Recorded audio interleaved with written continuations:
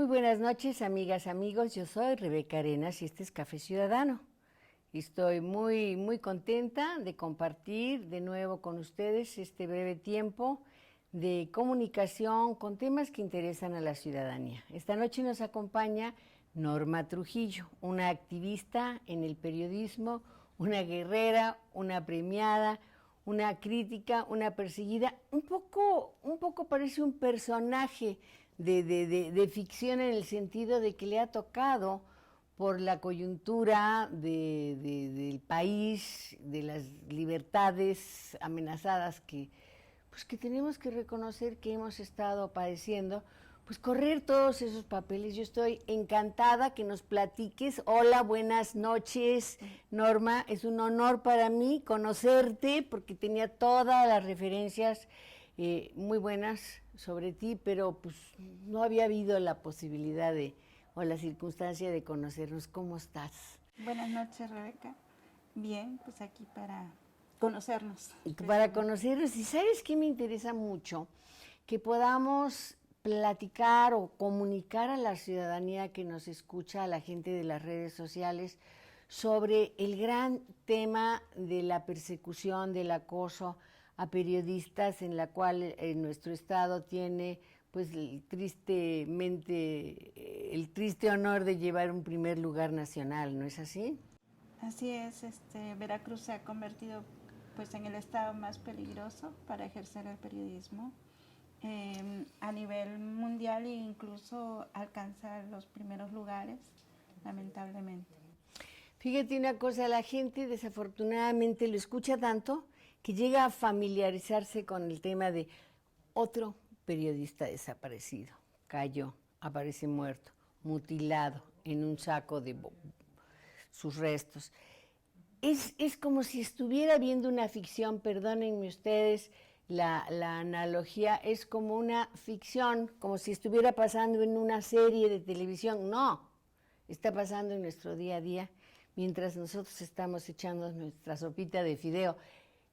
Están torturando a un agente del gremio periodístico.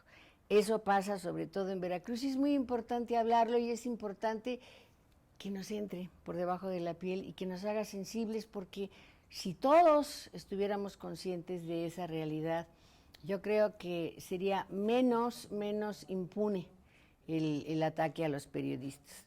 Cuéntanos todo desde el principio, cómo empezaste, norteña, veracruzana. Soy de un pueblo que se llama Iztaxuquitlán. Está cerca de Poza Rica, ¿no? No, está cerca de Orizaba, entre Orizaba y Fortín, sobre una carretera nacional. Bueno, antes pasaba la carretera nacional y era una desviación, ahora ya es una ciudad de Iztaxuquitlán. Sin embargo, tú viniste a estudiar letras españolas acá a la Universidad Veracruzana, al campus de Jalapa. Mira, ahí hay una historia muy importante. Yo vengo de una familia, pues, pobre, sí, pero con muchos principios. Desde el decirte que mi padre no hablaba ninguna grosería y una madre con un carácter muy firme, con muchos principios. Ellos no tenían más que la instrucción primaria, pero por ejemplo mi madre me enseñó a leer. A ella le gustaba leer literatura, a pesar de vivir en un pueblo. Autodidactas. Leía periódicos, leía libros, y de ahí me nace la idea de ser periodista. Pero cuando yo empiezo a hablar de que quería ser periodista, mis padres tenían miedo a las consecuencias que iban a tener mis principios. Es decir, ella me decía, si vas a salir a hablar con la verdad, decía, su frase era, la verdad incomoda. Muy precisa. Y entonces, cuando yo llego y dije, sí me voy a estudiar periodismo, ellos dicen, no. Y entonces a partir de ahí empieza una tía a decirme, búscate algo, siempre hay algo que que no hay mal que por bien no venga, ¿no? Era la frase de mi tía. Y entonces dije, voy a estudiar letras, ahí voy a aprender a escribir y voy a salir. Llego aquí a Jalapa y me encuentra un amigo y me dice, pues sé una estudiante diferente. ¿y qué te gusta hacer? No, pues a mí me gustaría, y le cuento la historia, y me dice, vamos a buscar a un medio en donde te den oportunidad de escribir. Entonces yo me inicio en lo cultural. Ah, qué interesante. En lo Como una cultural, vía de acceso a la comunicación real, ¿no? mientras estudiaba letras. Entonces yo recuerdo mucho una parte donde mis papás no sabían esa Esa parte vertiente. que estaba yo llevando aquí. Y en unas vacaciones eran de Semana Santa, y entre la conjugación de lo que eran letras me leo el Evangelio de Lucas Gavilán y hago una correlación con el Evangelio bíblico. Entonces yo lo escribo, pero por circunstancias, yo no sé por qué se distribuye en toda la cadena Ronis. Y cuando yo llego a mi pueblo, Ya al era día conocida siguiente, tu analogía. no, al día siguiente llega mi tío, un tío, y le dice a mi mamá, oye, felicidades, tu hija escribe muy bien. Y yo decía, ¿por dónde me meto? Porque ellos ni sabían que estaba yo en un periódico y ni me iban a permitir esa crítica literaria que yo hice, ¿no? Entre Claro. jugar con el Evangelio bíblico y el Evangelio del Era muy audaz, ¿no? Para la época o para Pues para los principios de casa, ¿no? de casa. Entonces, bueno, ahí fue. De alguna De alguna manera manera. lo socializaste sobre el punto Ajá, sí, de que estabas escribiendo. sí. Y entonces ahí fue mi partida de el escribir, ¿no? Posteriormente llega un periodista que parece que ahora está enfermo, no tiene tiempo que no lo veo. Y él me dice, yo te veo otras tablas, ¿por qué no te vas buscando la información general? Y entonces yo empiezo a hacer reportaje, ¿no? No a ¿Con qué nota tema del día. empezaste? A mí me gustaban los temas, cubrir los temas penitenciarios. Ah, En el caray. estado casi no se hacía reportaje, Eso es casi no se cierto. hacía no como hasta hoy, no se hacía investigación. Entonces yo empecé a visitar cárceles, me movía mucho a encontrarme, por ejemplo, visité la Fortaleza de San Carlos, en aquel tiempo todavía operaba con todas sus zonas. Y por ejemplo me dolió mucho encontrarme a viejitos tejiendo palma, pues cocinando con botes de los botes De de manteca. chiles que eran desocupados y que se los daban para cocer frijoles. Me encontré enfermos tendidos en petates.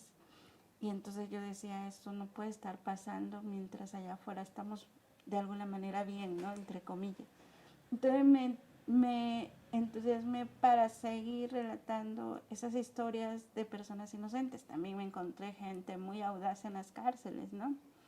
Me tocó pedir permiso para que me dieran oportunidad Acceso. de estar en lo que era el Consejo Tutelar para Menores. Y ahí Como observadora, como miembro. no, ahí tuve que, ahora sí que valerme de alguna mentira de que yo quería escribir cuentos, supuestamente. Y me dieron oportunidad de ir todas las tardes al tutelar durante una semana.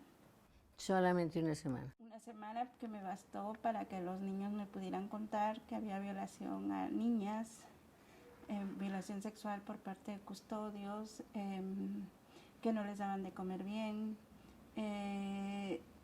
que como había niños de 5 años aprendidos, por ejemplo, me tocó ver la historia de un menor de edad que se había robado un carrito de fricción, que después ya fueron muy comunes y a muy bajo costo, pero en aquel tiempo había acompañado a su madre a lavar ropa a esa casa, se llevó un carrito y bueno, por eso estaban en el tutelar. Y yo decía, ¿cómo es posible que un niño así De 5 años. de 5 Qué años barbaridad. esté conviviendo con uno que estaba de ahí de 18 años que había matado a toda su familia? Era una carnicería del puerto de Veracruz. Entonces yo decía, ¿cómo es posible? En las mismas celdas, en las mismas habitaciones, un niño de 5 años. No, suena espeluznante. Y entonces, por ejemplo, ahí estuve muy insistente en esta semana hasta que Gelacho, que así me acuerdo que le decía, pudo salir, ¿no? La criaturita, Gelacho. Pero hubo otros que a mí me causaban mucho impacto, por los que no pude hacer mucho o casi nada. Y eso seguirá pasando ahorita, en este momento, seguramente. Ajá, bueno, ahora cambió con la ciudad de los niños, en donde ya, ya son mayores, ya ahorita niños menores ya no son juzgados como antes, ya están en libertad, o sea, y todo ello. Hay mejoras, Hay mejoras en la evolución de las leyes y las tomas de decisiones con base a las leyes. Pues eso es reconfortante porque lo que cuentas es del horror, ¿no? Es un tema de horror. Sí, y en esos temas yo inicié en el sistema penitenciario, había grupos de poder al interior de las cárceles, también era cierto, pero estaba yo muy focalizada en los niños.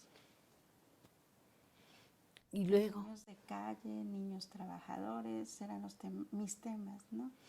¿cuánto tiempo llevaste ese asunto, este tema?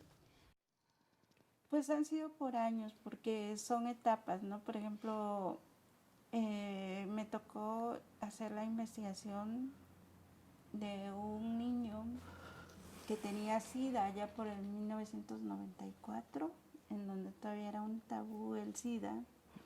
Y entonces recuerdo mucho esa historia también que ha marcado mucho mi vida, porque en aquel entonces me llega un sobre cerrado para la denuncia, que le habían detectado, lo habían tenido encerrado 3 meses sin luz, en unas condiciones infrahumanas, y luego lo liberan diciendo que se podía ir, y a la mamá, porque sí tenía familia, a la mamá le dicen que para los cuidados de su edad, que se lo daban y que lo cuidara. Jamás le dicen de la enfermedad. La mamá también fue despreocupada, ella se fue a su casa y el chavito nuevamente a la calle. Era un niño que tenía desde los 5 años, casi la familia lo expulsa a la calle por ser grosero, ¿no? Uh-huh. Y entonces, bueno, esa historia me impacta porque en el transcurso de ello veo cómo es la prostitución infantil, cómo se daba en esos años en el Parque Juárez. Veo cómo en los códigos, aprendo de los códigos de ellos, que no había una conciencia para ellos. La hermandad en calle era lo más importante. Unir sangres, se abrían una yema del dedo y unían sangre. Hermanos de sangre, que se llama, ¿no? Uh-huh. Y no sabían que a través de eso también había una contaminación con la enfermedad, ¿no? Por supuesto. Y entonces, eso era ya, hablábamos de un problema de salud pública, mientras el gobierno me desmentía al día siguiente que no existía tal menor.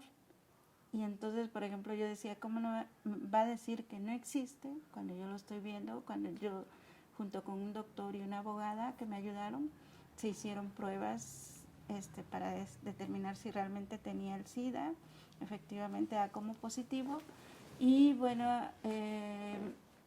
no me quedó otra más que decir, el niño existe, responderle al secretario de gobierno, en aquel entonces Miguel Ángel Yunes, el niño sí existe, aquí está, y bueno, que quería yo las garantías para él, ¿no? Para su atención. Para su atención. ¿Te las dieron? Garantías físicas, porque era muy fácil desaparecer a un menor de calle. Por supuesto. Entonces, nadie iba a reclamar. Pues empezamos a luchar por él, sí le dieron atención médica, pero después él se fue. Curiosamente, años más tarde, incluso yo llegué a pensar que él pudiera, por los grados de contaminación en el cuerpo, pensé que llegó a morir, ¿no? Sin embargo, años después aparece, ahora sí, en la vida pública y en mi vida, cuando le dicen que él es el probable asesino, uno de los 2 asesinos de Regina Martínez. No puede ser. Sí. Pero Si tú escribieses como ficción literaria esta realidad que estamos viviendo, no sería creíble.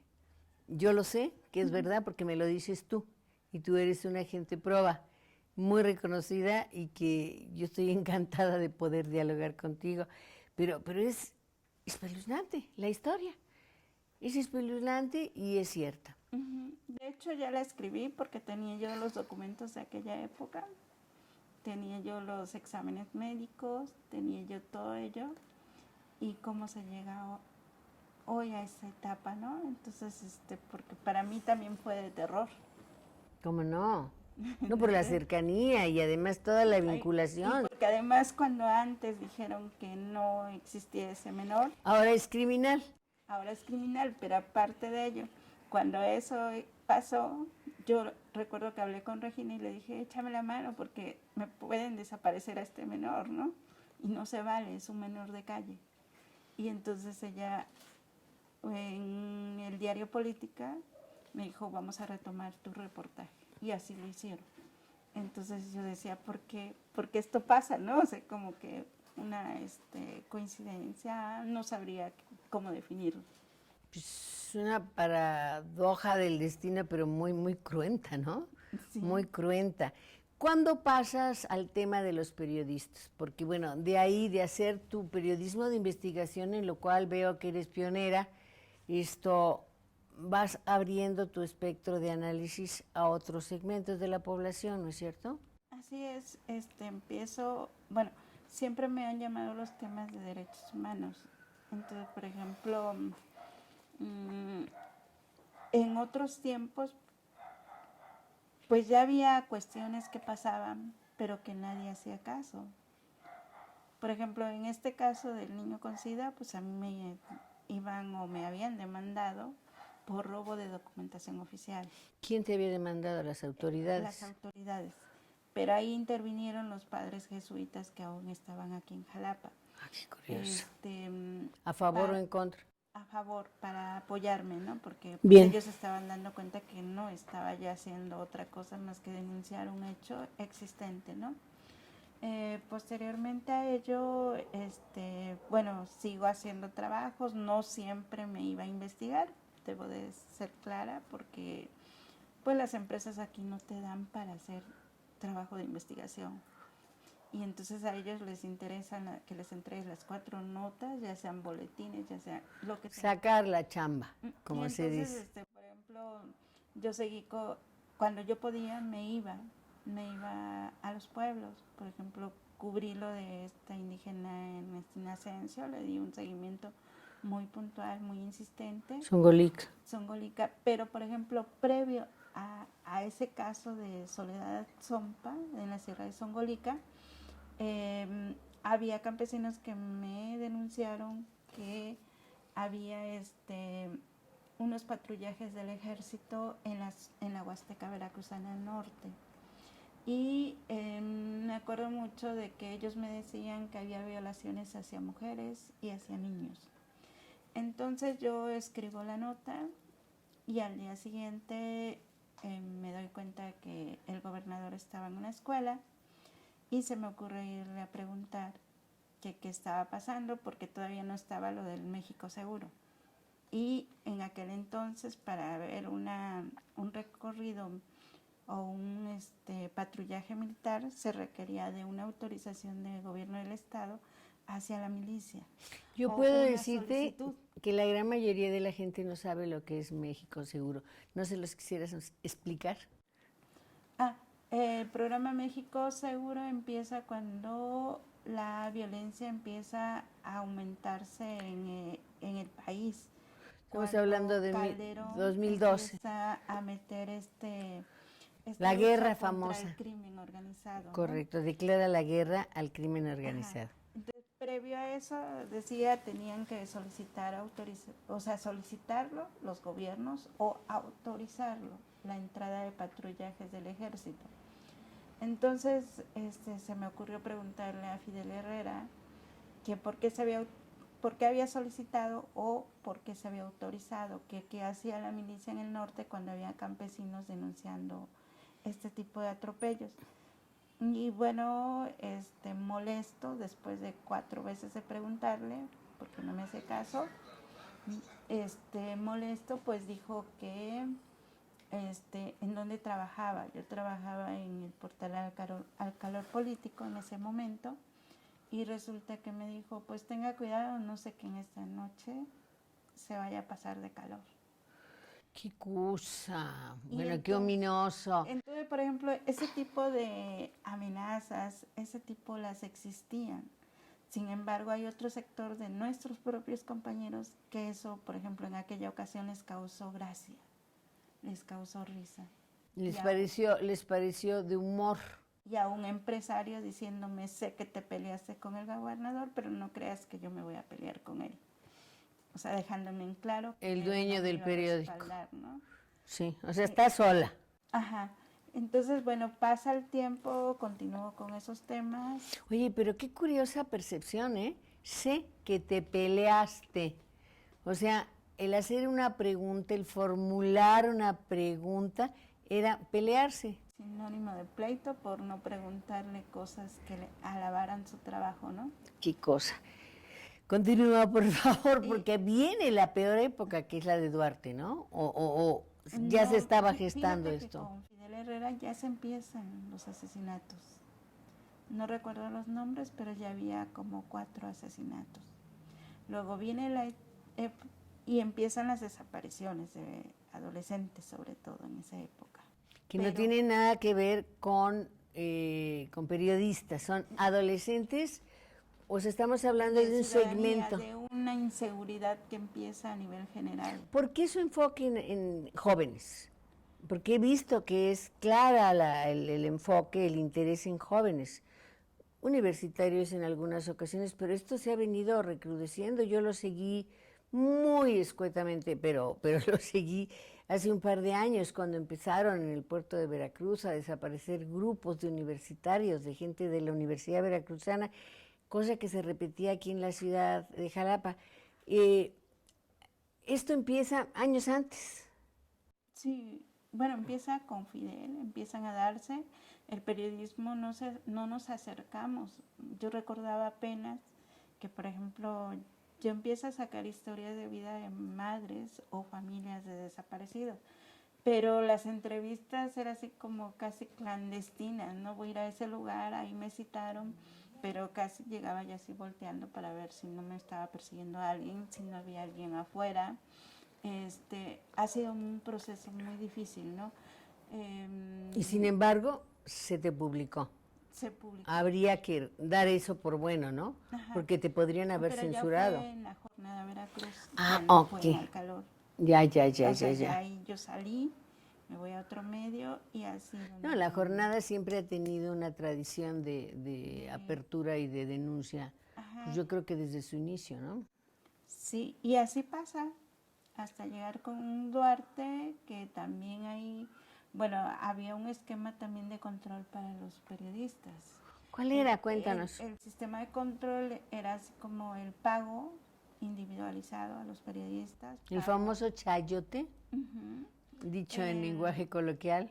En el gobierno de Fidel Herrera, por ejemplo, se habla de que se regalaron casas, autos, tecnología. Y lo mismo pasó para empresarios de la comunicación que se hicieron ricos en aquel periodo. Hubo un auge de muchos periódicos pequeños, hubo auge de programas de radio. El periodismo estaba bien, pero no se reflejaba la realidad veracruzana. Se dejó. Sí. O sea, el gremio estaba apapachado, estaba consentido, pero tal vez la condición era no hables de lo que pasa. ¿Sería por ahí? Sí, bueno, desde Comunicación Social del Gobierno del Estado se dictaban qué notas. Para eso han servido los informadores políticos. Ellos rastrean qué información se está manejando, generando en ese día, para que hablaran a las redacciones y decir este tipo de información no va a pasar. Censores. Ajá. ¿A cambio de qué? De toda esa publicidad, de todos esos recursos destinados acuerdos famosos, ¿no? Convenios. Y chayos y de todo. Entonces, viene el periodo de Duarte. O sea, hablar de una realidad ficticia, una realidad maravillosa, significaba prosperidad para el medio. Así es. Y lo tengo que decir aunque muchos se molestan, ¿no? Cuando lo escuchan. Ujú. Porque somos una minoría que no se ha metido en ello, ¿no? Y entonces señalarlo es también un problema para nosotros, pero al menos para mí eso significa querer sacar al gremio de lo que ha estado, ¿no? Que las nuevas generaciones tengan nuevas oportunidades, nuevos salarios, porque ese es otro de los problemas que tienen los medios de comunicación.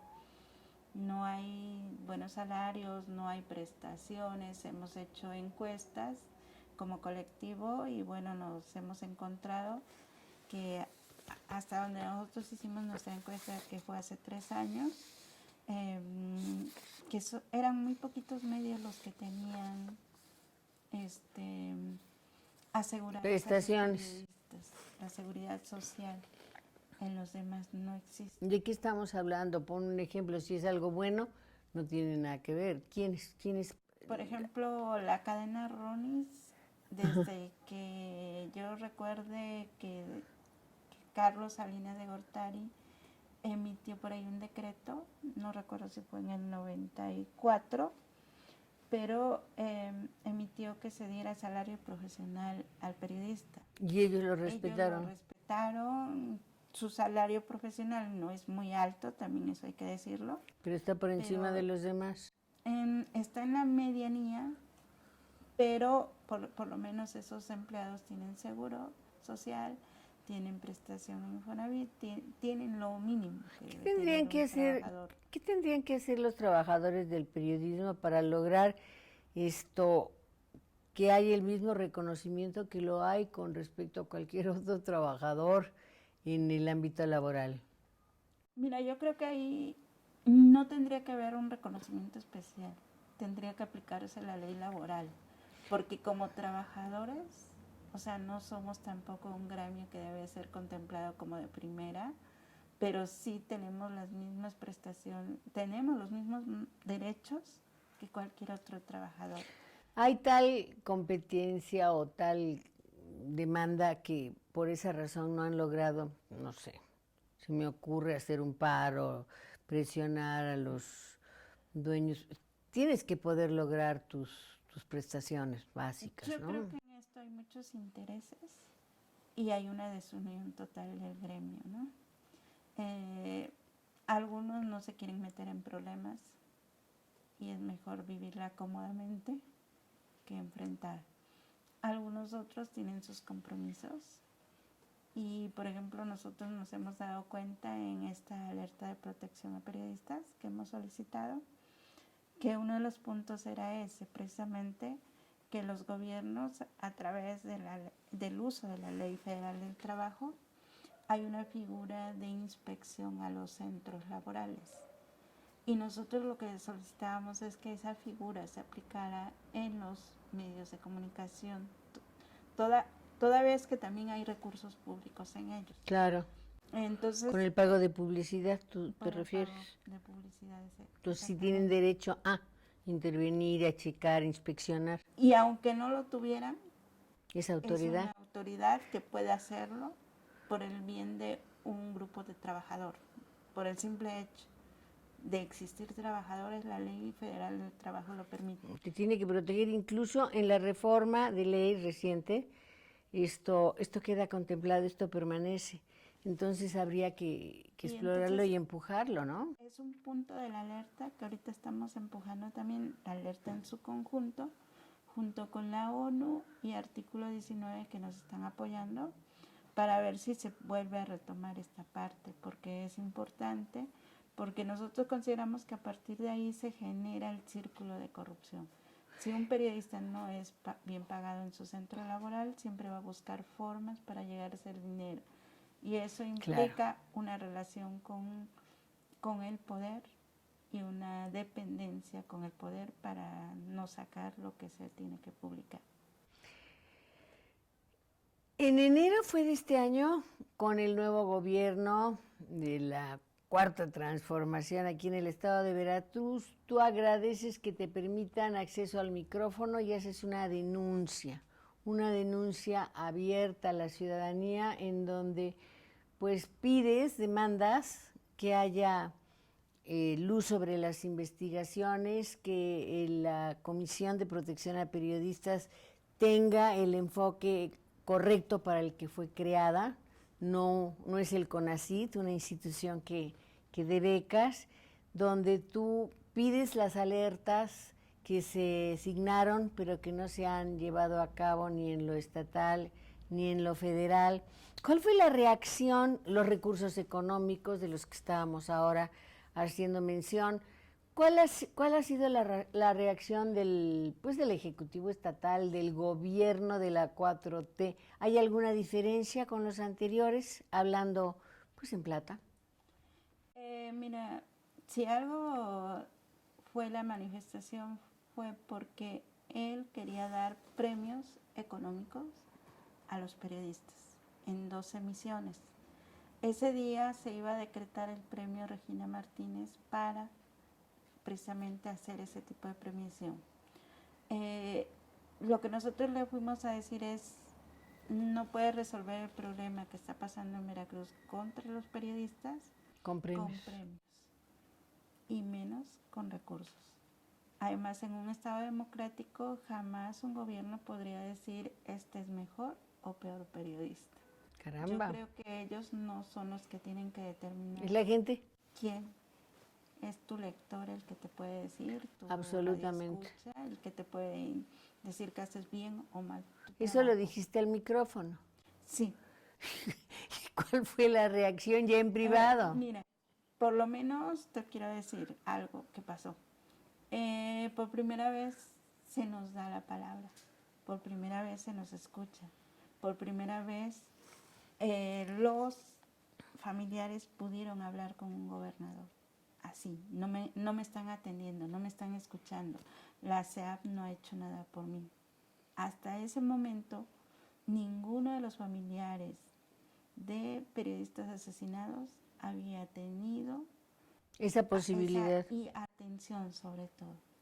Por ejemplo, algunos no habían recibido ni siquiera atención psicológica, que es lo mínimo que una Comisión Estatal de Protección debería de estar haciendo. ¿Cambió después de ese diálogo? No, mira, ¿Han habido mejoras? La Comisión Estatal de Periodistas, como el gobernador nos dijo, no puede hacer ahorita porque ellos están nombrados o fueron nombrados con la administración anterior y por ley tienen que estar 4 años. Eso es ¿Y cuántos real. llevan? Me parece que les faltará ahorita ya 1. Se va a cumplir 1 año. O 1 y medio, no tengo muy preciso. Y luego hay pues esta situación de que él decía que iba a hablar con los familiares de los periodistas asesinados, les iba a dar audiencia. No sé tampoco si se han llevado a cabo, no me han reportado familiares qué pasó después, ¿no? Porque ya eso les corresponde a ellos, si claro, les abre las puertas, ¿no? En lo de la alerta ya tuvimos una plática con él, vino gente de la ONU, representantes del área de libertad de expresión, vinieron representantes del artículo 19 y el grupo Voz Alterna nuevamente reiteró que necesitamos aplicar la alerta que habíamos solicitado en el 2015. Caramba, por trienios nos estamos manejando para que haya cierta reacción, ¿no? Sí. Esta alerta, ¿cómo surge? Mira, en 2015 asesinan a Rubén Espinosa. Rubén Espinosa era integrante del colectivo y entonces, bueno, decían que el gobierno federal había dicho que no sabía que realmente hubiera periodistas amenazados, que no sabía que estuviera existiendo un problema más allá que los crímenes que ellos contemplaban como una relación con el crimen organizado. Entonces, Artículo dijo, a ver, los traigo para que hablar en aquel entonces con Campa Cifrián y con la gente del mecanismo, estuvo presente ahí la ONU. ¿Qué mecanismo? Mecanismo Federal de Protección a Periodistas y Defensores de Derechos Humanos. Correcto. Que es el que coordina todos los sus homólogos en los estados. No, No, es muy independiente el mecanismo federal. es privado o No, digamos es ciudadano. gubernamental, Ajá. tiene una ley, la Ley General de Protección a Periodistas y Defensores de Derechos Humanos. ¿Con qué recursos se mueve? Con recurso gubernamental, pertenece a la Secretaría de Gobernación. Correcto.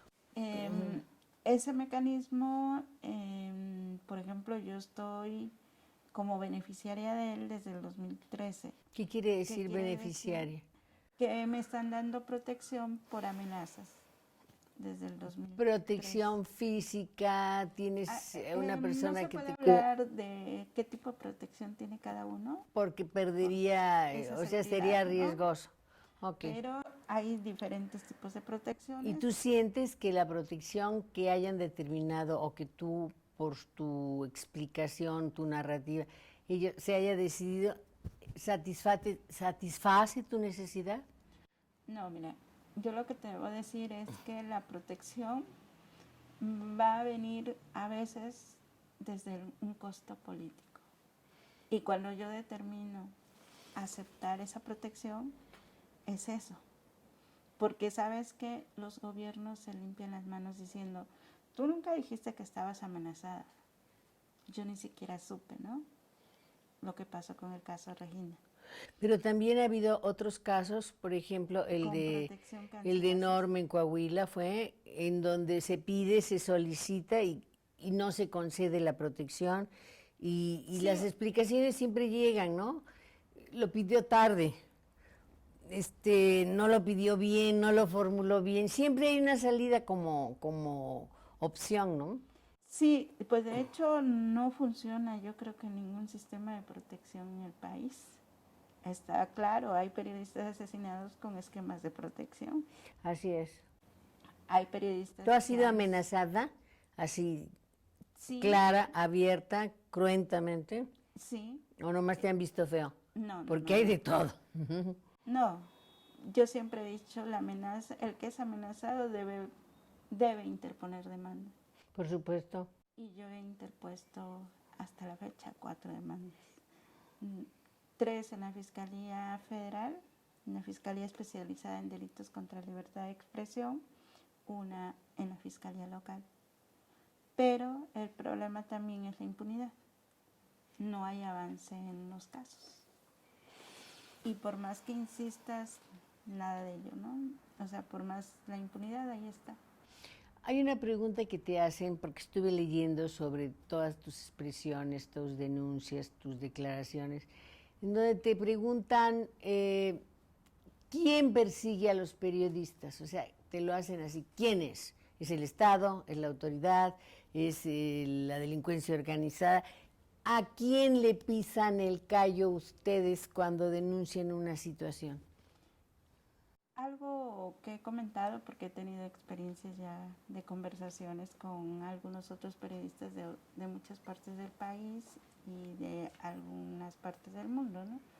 Y bueno, no podemos direccionar a alguien en específico, pero sobre todo está en las estructuras del Estado. ¿Qué pasa en Veracruz? En Veracruz hubo un periodo de mucha corrupción en donde hubo esa fusión entre crimen organizado y poder. O sea, una conjunción de intereses. Y entonces por eso es difícil señalar y para ellos es muy fácil decir estaban involucrados con crimen organizado. Yo he sido de las personas que ha dicho que cada caso de periodista asesinado es muy diferente y cada caso pudiera resultar en una investigación algo que nos pudiera sorprender, ¿no? Pero bueno, entonces ha habido un gobernador que ha dicho que han estado involucrados con crimen organizado, en el caso de Javier Duarte. El secretario de Seguridad Pública actual también ha dicho que hay muchos que pudieran estar involucrados. Y yo me pregunto, si lo saben, ¿por qué no los llevan a investigaciones? Claro. ¿Por qué no los someten? Eso sería válido. O sea, porque el periodista no puede estar blindado de todo. El periodista es un ser humano que comete por supuesto, errores y todo. Con cualidades, con virtudes y con muchos defectos. Mi pregunta es esta. el colectivo Voz Alterna debería de llevar a cabo talleres de capacitación a periodistas, porque ustedes, los que saben, los que han ido a la trinchera y han estado en la guerra y pasan los balazos y los cañonazos, son una minoría los que reciben premios en el mundo vasco. Bueno, qué bueno que te reconocen y qué bueno que puedas llegar y comunicar una realidad cruenta de este lado del mar, ¿no? Pero mucha gente necesita orientación, no lo han pensado hacer como organización ciudadana para que la gente que nos escucha pueda llegar y saber qué pasa, cómo pasa. Yo lo veo en otros temas, que los enterados son los directamente involucrados, los partidos políticos están peleando, y los verdaderamente interesados son los que pertenecen a ese partido o a otro, que es menos del 20% de la población total de 120 y tantos millones de habitantes. De periodistas, si no me toca a mí, a mi primo, a mi sobrino, a mi vecino, yo siento que hay una gran familiaridad que es nefasta de que la ciudadanía tenga con los acosos a periodistas, porque esa familiaridad le quita fuerza a la causa de ustedes. ¿Qué han pensado hacer? Bueno, en principio te debo decir que el colectivo no tiene recursos. Nadie nos da recursos. Ahorita tuvimos un pequeño que fue para el lanzamiento de nuestra página como medio independiente, ¿no? Pero de ahí en fuera, pues no tenemos recursos y para tener capacitaciones requerimos de ello. Entonces estamos viendo formas de autofinanciamiento. ¿Y no se valdría, por ejemplo, con instituciones de educación superior firmar acuerdos?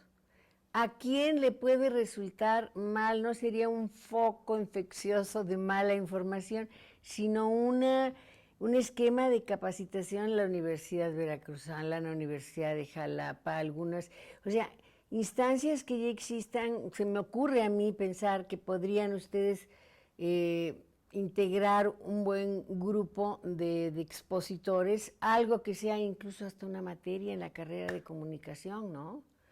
Insertarse en lo que hay, que no significa ni coludirse, ni tener comunidad de intereses. Bueno, el único es la comunicación a la ciudadanía, que revertiría, según yo, en un respaldo. Yo, después de leerte, después de ver lo que tú has hecho y lo que está pasando, yo me siento más cerca de tu causa que antes. Es información lo que nos provoca reacciones, ¿no? Sí, pues no hemos intentado por esa vía. Solo aquí en Jalapa, una universidad, que se me ha ido el nombre ahorita, se ha interesado, es una universidad chiquita, en que fuéramos a dar pláticas.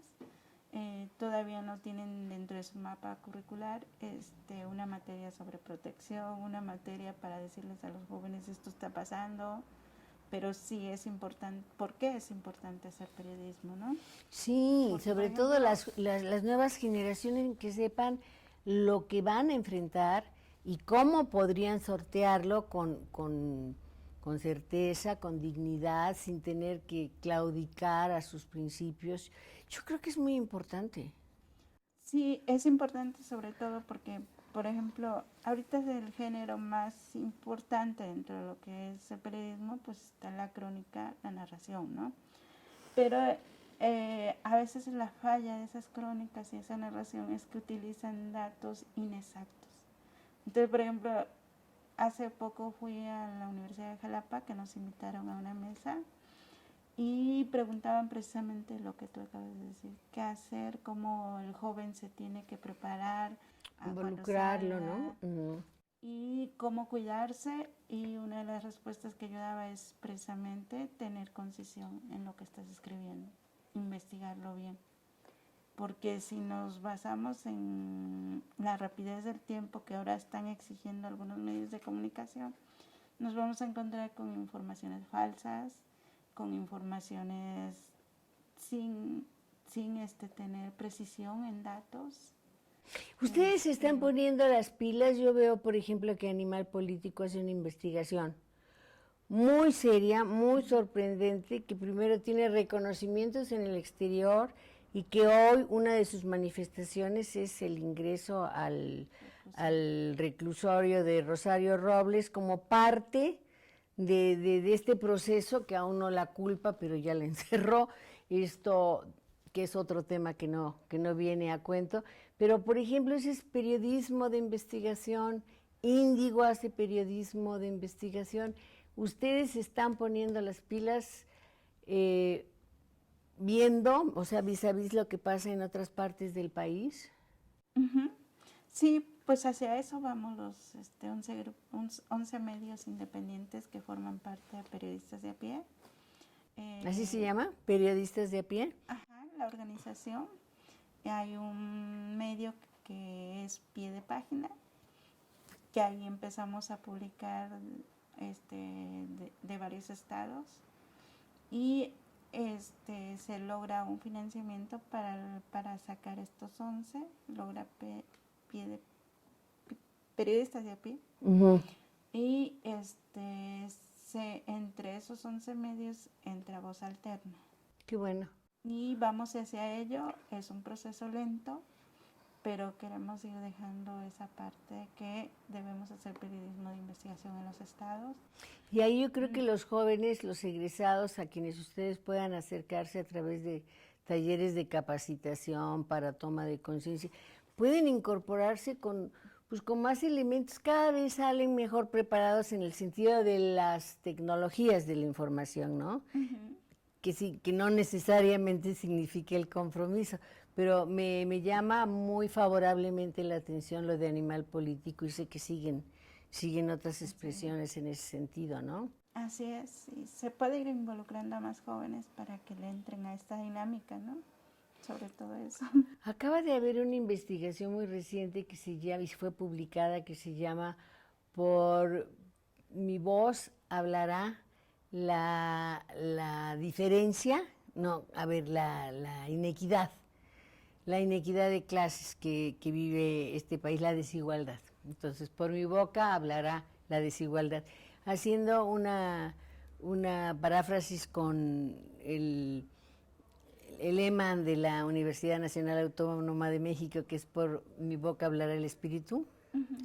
Entonces se hace un análisis muy interesante donde se habla de de toda la serie de discriminaciones que hay, no solamente física, en este país, en donde los cafés discriminan a los blancos, los verdes a los rosas, que es una comunidad muy peculiar, y este análisis lo hacen precisamente también a partir de periodismo de investigación. Yo creo que vienen tiempos atractivísimos, duros también, ¿no? Pero menos impunes, ¿o cómo lo sientes?